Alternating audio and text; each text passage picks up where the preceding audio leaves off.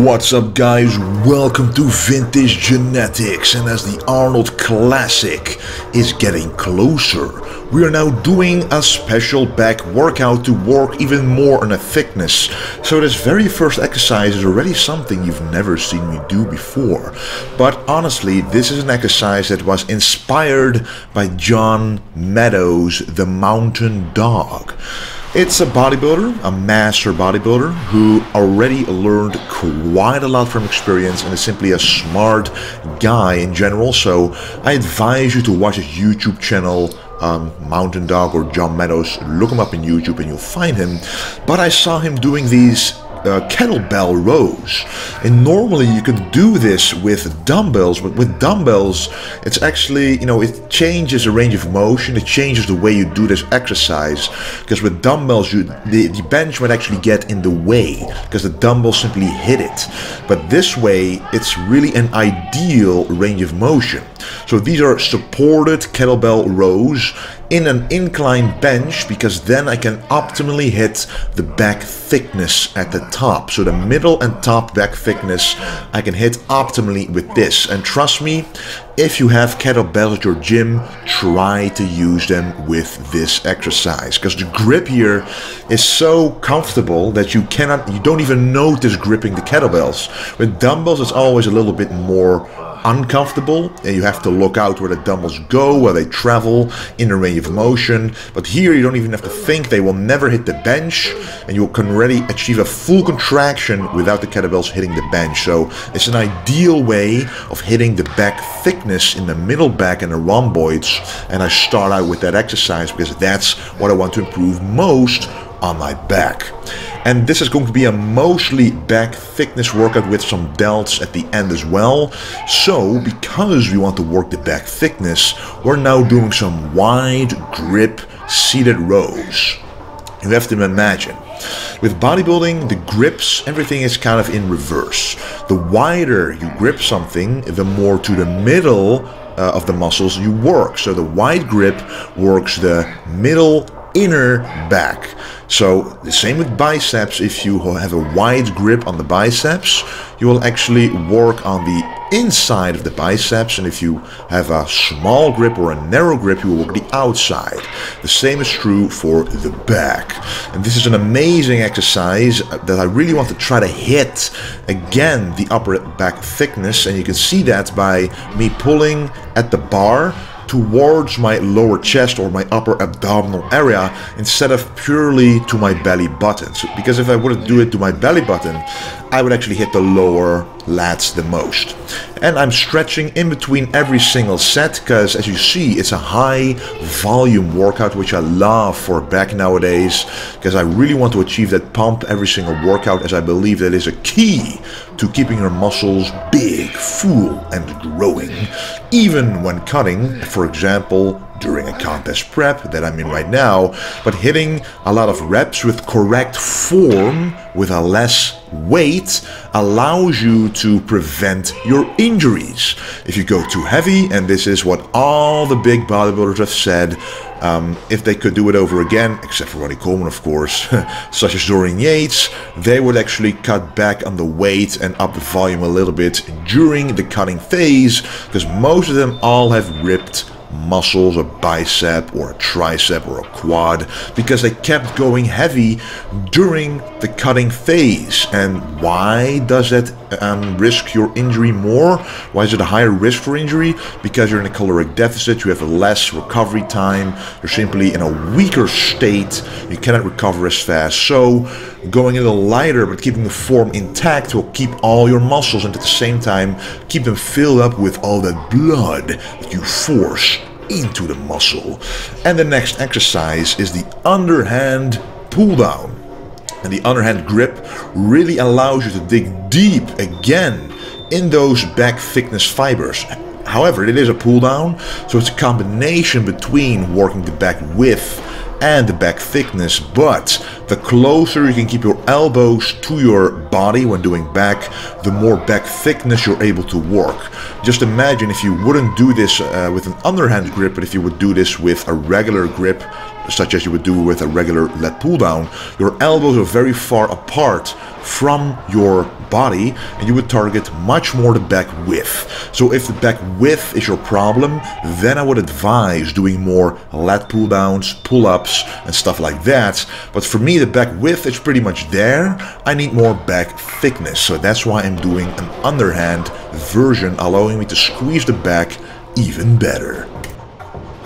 And now it is time for the first, well actually the second free weight exercise without any support, the bent over rows. Trust me, after having done 3 of these high volume exercises, the back is pretty much pumped up. It's pretty empty already. For you guys who follow me, you know that I'm doing a carb cycle, and this is on a low carb day. I usually do 2 to 3 low carb days in a row, and then a slightly higher carb day, and then repeat.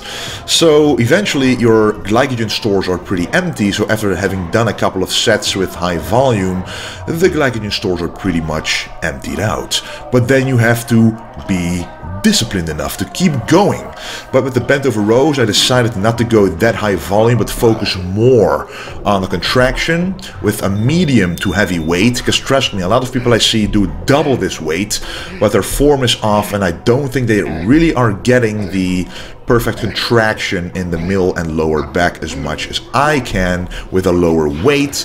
I'm standing upright a little bit more than usual to again hit the upper back thickness a little bit more, which is what I want to strive for. Of course, there's a lot of people who have bigger and stronger backs than me, but I'm just giving an example that if you always go too heavy, you might not be able to get that squeeze at the very last few centimeters of the range of motion that actually will give you that muscle quality if you would hit that. And then the last true back exercise, which we of course cannot skip. You have to do, in my opinion, at least once a week, the dumbbell pullover. In my opinion, the best exercise to work the back thickness on the front of your back, working the serratus muscle, and you can see also working the lats. The stretch here is amazing, and it is also the only isolation movement you can possibly do for the back while achieving a full range of motion. For people who find it difficult to contract or stretch the back correctly during the dumbbell pullover, I would advise you to do the cable pullover, because then you can actually squeeze the back a lot more easily. But here you can actually squeeze the back as well if you use a mind-muscle connection. But in my opinion, the stretch you get on a dumbbell pullover is superior to any other stretch with any other pullover variation, except for perhaps the Nautilus pullover machine, which nowadays is very rare due to Dorian Yates using it in his documentaries and his training videos. That's a very good exercise for working and isolating the lats and the back thickness and the serratus. Now, there are 2 ways of implementing a pullover exercise in your workout when you're doing back. You can either do it at the beginning of the workout if you have trouble with your mind-muscle connection in the back in general. Because if you do this at the beginning, it is an isolation movement, so you basically pre-exhaust the back, and then you can take out the biceps out of every back movement, because then you can really feel the back more specifically compared to the arms, possibly helping you, assisting you in the movement. So doing a dumbbell pullover at the beginning might actually really help you get more mind-muscle connection, but also doing it at the end will actually allow you to finish off the back completely without involving the arms. So you don't have to, you can go quite high volume without, messing up your forearms or biceps or anything like that.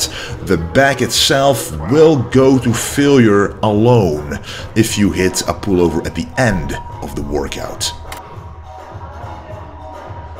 And after recuperating for about 45 seconds, it is again time to hit the back thickness in a different way with reverse dumbbell flies. It is a combination of working the rear delts and the traps. Right now I am working both a little bit, but you can mostly see that the rear delts are really working. That is why I'm using a lower weight. If I would be working specifically the traps, I could pretty much use double the weight and the movement would pretty much look the same, but here the mind-muscle connection, really getting into the rear delts, is very important. I have pretty good developed rear delts, and for people who always ask me how do you get bigger delts, focus on those rear delts and the side delts as well, but mostly the rear delts, because we all train chest. We all like to do the military press, the bench press, the dumbbell press, the incline dumbbell press, the dips. They all work the front delts heavily, and we don't work the rear delts enough. So you might want to isolate them once or twice a week, and I recommend at least doing one of those exercises after having done your back, because you already worked them a little bit, and you might as well finish them off at the end of the back workout. But then really focus on contracting the rear delts, choosing a lighter weight, taking out the traps. And the same principle you can use with the side dumbbell lateral raise. The heavier you go, the more likely your traps are going to be involved, helping you lifting the weight. Here you can see that the traps are pretty much doing nothing. Of course, they're moving along with the movement of my body, but it really is the side delts working the most. And again, that's why I'm using high volume, allowing me to use a lighter weight by getting a very good pump in a small muscle group. Because remember, the rear delts and the side delts are pretty small compared to, for example, the chest or the back. So you might want to go lower with a lower weight with a higher volume, because the higher the weight will be, the more likely the other muscle groups will aid you in the movement. So go light, high volume, and make you pump up those smaller muscle groups, forcing blood into the muscle. And by the way, the tank top I'm wearing right here is available on vintagegenetics.com. It has lower armholes than usual, and you can see that during a back workout, the back is freed up. There's nothing in the way. You can really see the back, you can see the pump appearing, and it simply feels a lot more free to have a tank top like this when training back. And in general, I really love wearing more loosely fit tank tops compared to the tighter tank tops. Alright guys, that was the workout of the day. We trained some back, mostly thickness, and as you just saw, just some delts at the very last exercises. For the back, we focused mostly on the rhomboids, the thickness of the back, mostly the lower lats and the middle back thickness, which is what I need to work on, which is really what I want to have filled out at the Arnold Classic. So we did some back thickness, mostly rowing exercises, just a few pull downs, but really focusing on the thickness and a little bit on the lats, of course. You never want to sacrifice the V shape, the V taper, which is what classic physique is all about.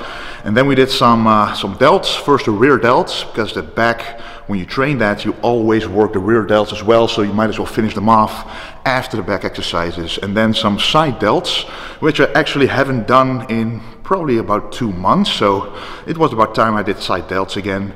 Normally I combine them with chest, but today I felt like doing some side delts with the rear delts. So anyway, that was the back workout. Very exciting for the Arnold Classic, very excited indeed. Less than 6 weeks out. Thank you for watching, and don't forget to stay golden.